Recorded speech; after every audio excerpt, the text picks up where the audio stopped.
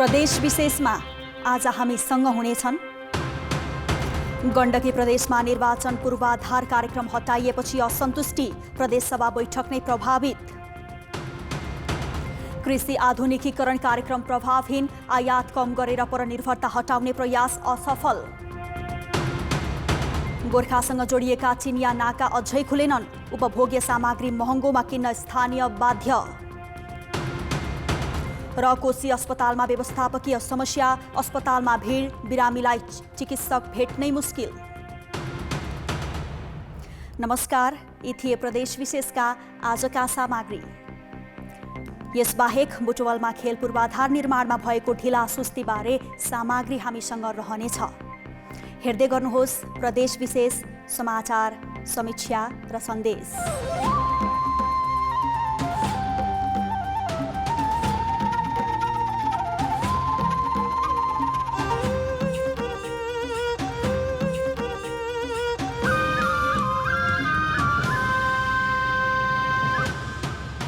प्रदेश विशेष presented by Asian Paints। सुरुमा प्रदेश संक्षेप।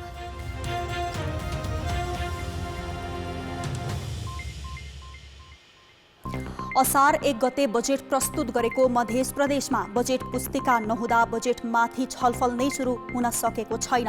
आर्थिक मामिला मन्त्रीले बजेट प्रस्तुत गरेको 8 दिन बितिसक्दा पनि बजेट पुस्तिका उपलब्ध नगराएका कारण सदन सञ्चालन हुन नसकेको प्रदेशसभाका सचिव रञ्जित यादवले बताए।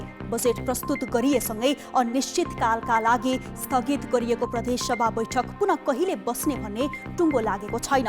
सांसदहरूले बजेट पुस्तिका प्राप्त गरेपछि मात्र बजेटमाथि दफादार छलफल सुरु हुने प्रदेशसभा सचिवालयले जनाएको छ। पोखरा महानगरपालिकाले आर्थिक वर्षको नीति तथा कार्यक्रम सार्वजनिक गरेको छ।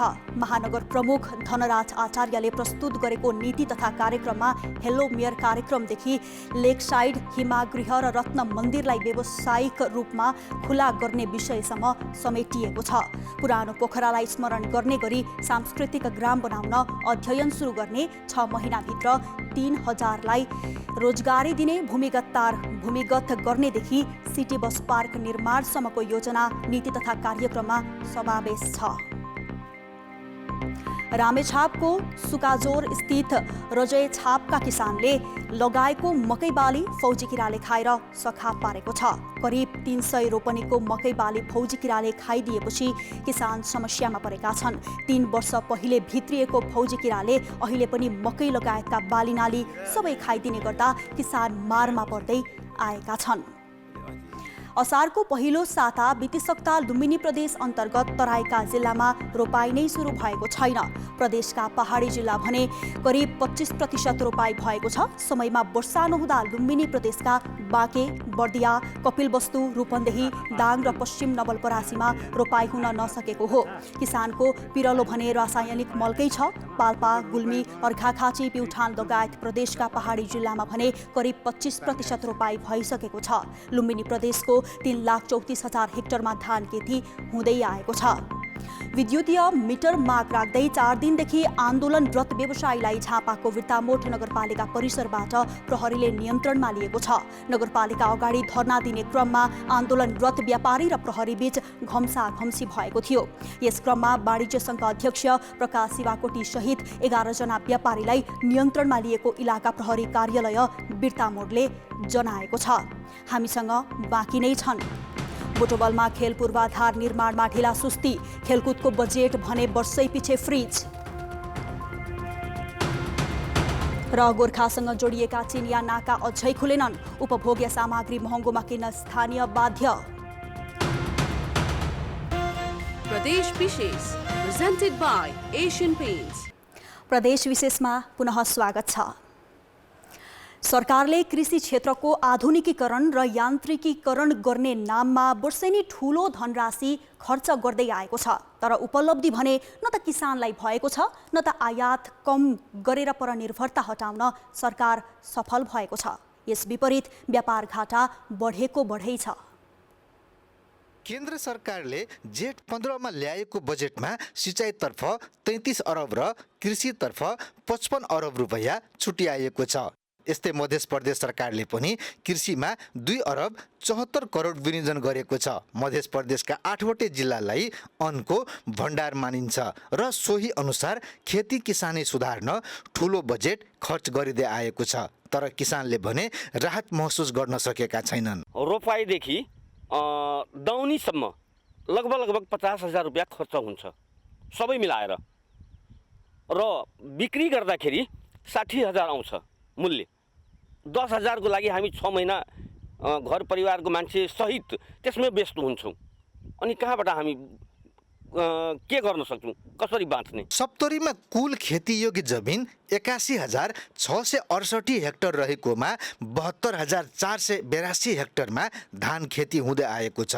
मल खादको चरम अभावसँगै महँगाई र सिँचाइ सुविधा नभएर कम लागतमा हुने छरुवा विधिको धान किसानले लगाउन छाडेका छन्। अहिले यहाँको त उब्जनीमा अब किसानहरूले त धेरै मर्कै छ। भाउबाटामा पनि त्यस्तै भाउ हुँदैन। खेतीमा धेरै अप्ठ्यारो हुन्छ। जन लेबर समयमा त्यो मल खाद उपलब्ध हुँदैन, सिँचाइ हुँदैन त अनि त्यो धानको उब्जनीमा पनि कम हुन्छ। किसानले उब्जाएको चाहिँ अनाजहरू चाहिँ सरकारको मार्केटिङ हुनुपर्छ।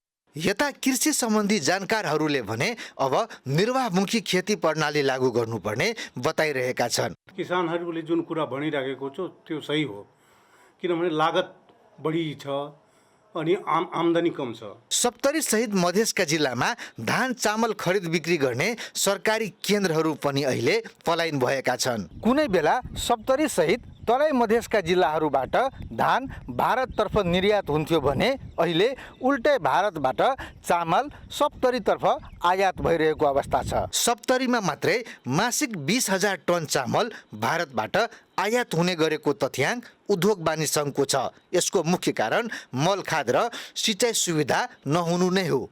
यहाँको धान पनि त्यहाँ गएर प्रोसेसिङ भएर अनि इन्डियनको छाप लागेर आएको छ। हामीले विभिन्न फोरममा यो कुराहरू हामीले नेपाल सरकारलाई या प्रदेश सरकारलाई हामीले अनुरोध गरेको हो र यो नेपाल सरकारले पनि भारत सरकारको समर्थन मूल्यलाई विचार गरेर नेपालको धानको मिनिमम समर्थन मूल्य तोक्नुपर्ने देखिन्छ। कृषिलाई आधुनिकीकरण गर्नुपर्ने नारा लगाउन थालिएको वर्षौं भइसक्यो। यसैका नाममा वर्षेनी ठूलो रकम खर्च हुने गरेको भए पनि किसानको जीवन स्तर परिवर्तन हुन सकेको छैन। कान्तिपुर समाचारका लागि आर्यन विश्वास, राजविराज, सप्तरी।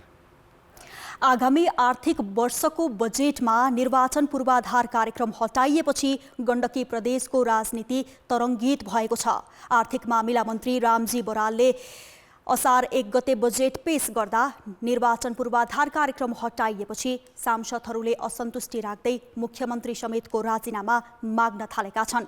यही विषयलाई लिएर प्रदेशसभाको बैठक नै अनिर्णित बनेको छ। गठबन्धन सरकारमा नेकपा माओवादी केन्द्रका तर्फबाट आर्थिक मामिला मन्त्री बनेका रामजी बरालले पेश गरेको बजेटप्रति मुख्यमन्त्री सहित सरकारका धेरैजसो मन्त्री नै रुष्ट छन्। आगामी बजेटमा निर्वाचन पूर्वाधार कार्यक्रम, प्रदेश प्रमुख शैक्षिक सुधार कार्यक्रम र व्यवसाय जीवन रक्षा कोष लगायत बजेटमा समावेश नगरेपछि सांसद र मन्त्रीहरूले अर्थमन्त्री र मुख्यमन्त्रीको राजीनामा माग्न थालेका छन्। एमाले बन्द गर्नुपर्ने, कांग्रेसले बन्द गरेको छैन, मैले बन्द गर्नुपर्ने भइरहेछ। हामी भने यस्तो बेकुब जस्तो भइरहेको, आफैले बनाएको अर्थमन्त्रीहरू आफैले यस्तो बेकुब बनाइदियो। प्रमुख प्रतिपक्षी दल नेकपा एमाले पनि निर्वाचन पूर्वाधार कार्यक्रम बजेटमा समेटिनुपर्ने पक्षमा छ। तत्कालीन एमाले नेतृत्वको सरकारले निर्वाचन पूर्वाधार कार्यक्रम अन्तर्गत सांसदहरूलाई 72 करोड बजेट दिन सुरु गरेको थियो। एमाले सत्तारूढ दलभित्र देखिएको अहिलेको किचलोलाई नागरिकलाई झुक्क्याउने खेलको संज्ञा दिएको छ। बजेट आएपछि त टाइममा छलफल हुनु पर्यो नि। टाइममा छलफल हुनुपर्ने कुरामा हामीले प्रतिपक्षले के भनेको छ र? उहाँहरू त्यो कुरामा आन्तरिक तयारी गर्न नसकेर, आन्तरिक सहमति गर्न नसकेर, आन्तरिक झगडा भागभण्डार नमिलेर भएको समस्या हो। आगामी आर्थिक वर्षका लागि 35 अर्ब 90 करोड रुपियाँको बजेट ल्याएका आर्थिक मामिला मन्त्रीमाथि मुख्यमन्त्रीको निर्देशन नै लत्याउँदै मनखुसी तरिकाले ससाना योजनामा बजेट बाँडेको आरोप छ। यस्तै निर्वाचन क्षेत्र पूर्वाधार कार्यक्रम हटाएर लोकप्रिय हुन खोजेको, अधिकार क्षेत्र मिचेको, आफ्नै मन्त्रालयमा ठूलो रकम राखेको जस्ता आरोप पनि सांसदहरूले लगाएका छन्। तर मन्त्री बराल कसैको दबावमा परेर अनावश्यक कार्यक्रम कुनै पनि हालतमा बजेटमा नसमेट्ने अडानमा छन्।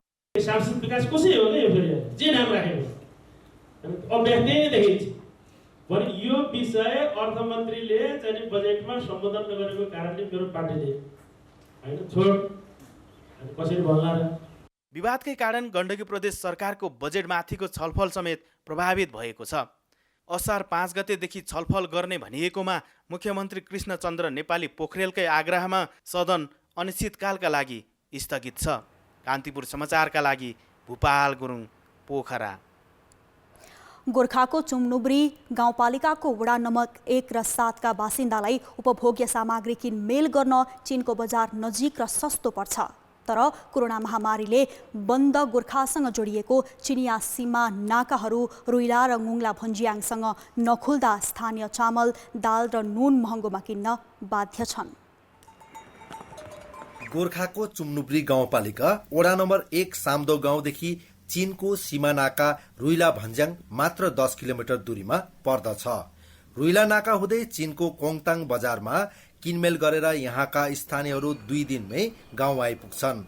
तर कोरोना महामारीका कारण देखाउँदै 2 वर्षदेखि चीनले बन्द गरेको गोर्खाको रुइला र गुङ्ला भञ्ज्याङ सीमा नाका अझै खुलेको छैन। सीमा नाका बन्द हुँदा 4 दिन लगाएर आर्खेतबाट खच्चडमा ढुवानी गरेको खाद्यान्न लगायतका सामग्री यहाँका बासिन्दाले महँगोमा उपयोग गर्न बाध्य छन्। 4 दिनको दूरीले प्रयोग गरेर चाहिँ धेरै महँगोमा चाहिँ हामीले दैनिक उपभोग्य सामानहरू प्रयोग गरेको छ।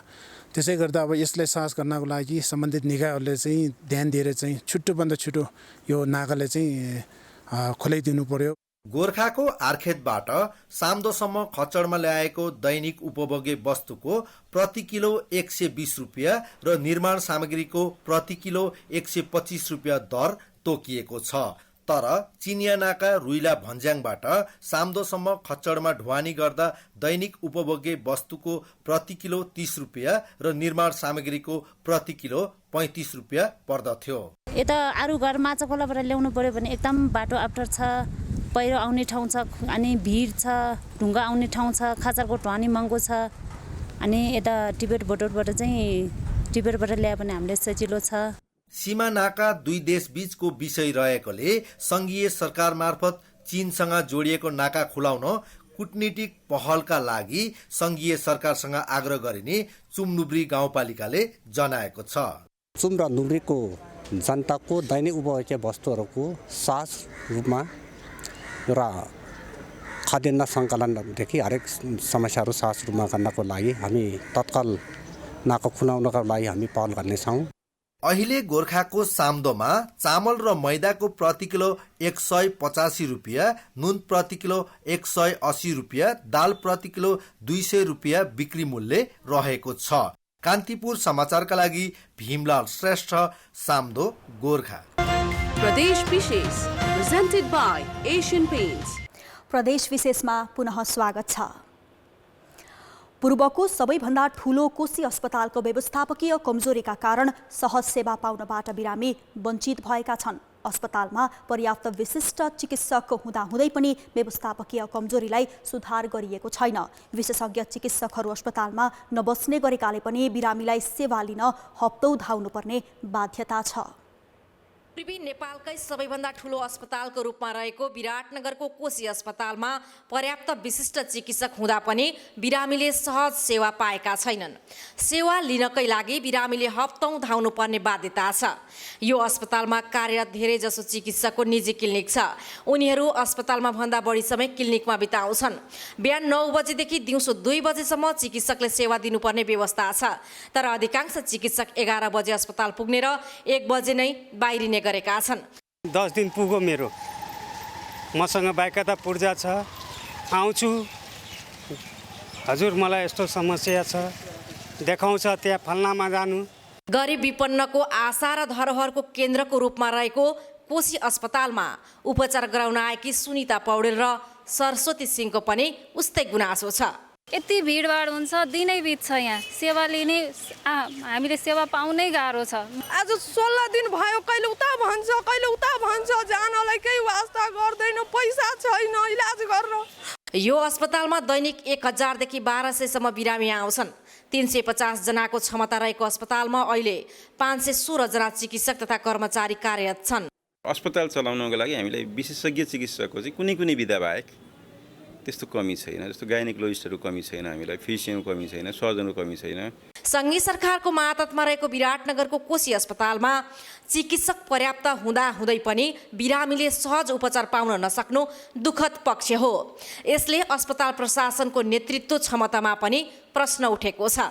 कान्तिपुर समाचारका लागि सुशीला पाठक, विराटनगर, मोरङ।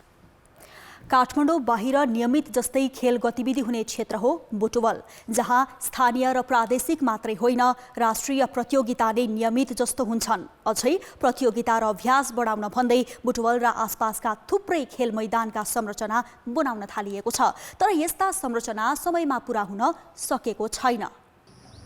व्यवस्थित खेलका लागि भन्दै बुटवल उपमहानगरपालिका वडा नम्बर 13 को भूपू सैनिक खेल मैदान जबैलाई अन्तर्राष्ट्रिय स्तरको उजिरसिंह खेलकुद रङ्गशाला बनाउने योजना बनाइएको ठ्याक्कै 5 वर्ष भयो। बुटवल उपमहानगरपालिका र लुम्बिनी प्रदेश सरकारले हरेक वर्ष बजेट छुट्याए पनि रङ्गशाला बनाउने योजना कागजमा मात्रै सीमित छ।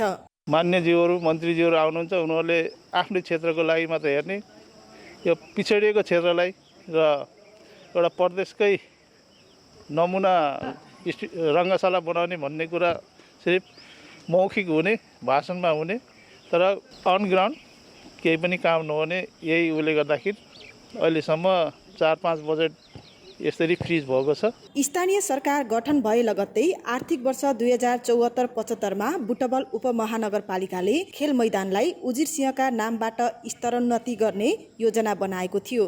50 लाख रुपियाँ खर्चेर त्यसको विस्तृत अध्ययन प्रतिवेदन DPR तयार भएको छ। DPRमा 37 करोड लगानीमा व्यवस्थित रङ्गशाला बन्ने उल्लेख छ, तर वातावरण अध्ययन प्रतिवेदन AIA गर्ने काम नै 3 वर्ष लम्बियो। रङ्गशाला निर्माण सुरु नहुँदा हरेक वर्ष बजेट फ्रिज हुने गरेको छ। एउटा मात्र कोर्ट छ हैन, एउटा मात्र कोर्टले गर्दाखेरि तपाईँको हामी बिहानै सिद्धिने गेम चाहिँ हामी 10-11 वर्षसम्म चाहिँ खेल्न पर्ने हुन्छ।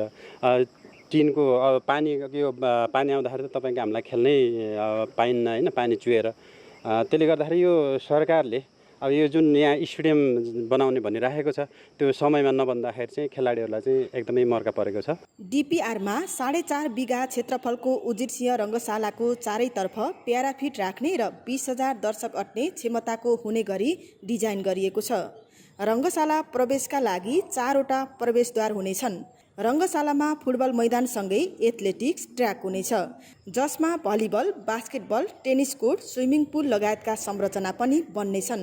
यी संरचना बनाउन प्रदेश सरकारले आगामी आर्थिक वर्षका लागि 5 करोड 50 लाख रुपियाँ विनियोजन गरेको छ। यो प्राविधिक रूपमा चाहिँ सोही अनुसार कार्य अगाडि बढाउन सकिएन र सो बजेट फ्रिज पनि भयो र यो भए पनि हामीले अहिले यसलाई अझै बढी प्राथमिकतामा राखेर यो प्रदेश सरकारले रङ्गशाला निर्माणको लागि सबैभन्दा ठुलो बजेट यसको लागि विनियोजन गरेको छ र सरकारवाला सम्बन्धित सम्पूर्ण पक्षहरूसँग एकैबद्धता जनाउँदै र साथ र सहयोग लिँदै हामीले यसलाई चाहिँ अगाडि बढाउँछौँ।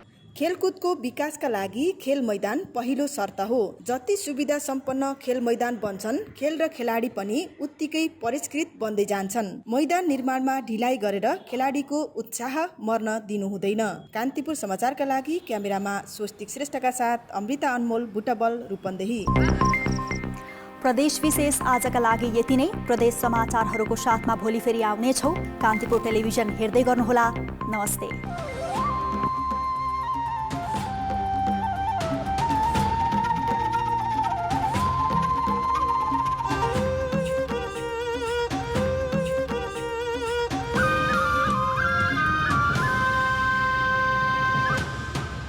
प्रदेश विशेष।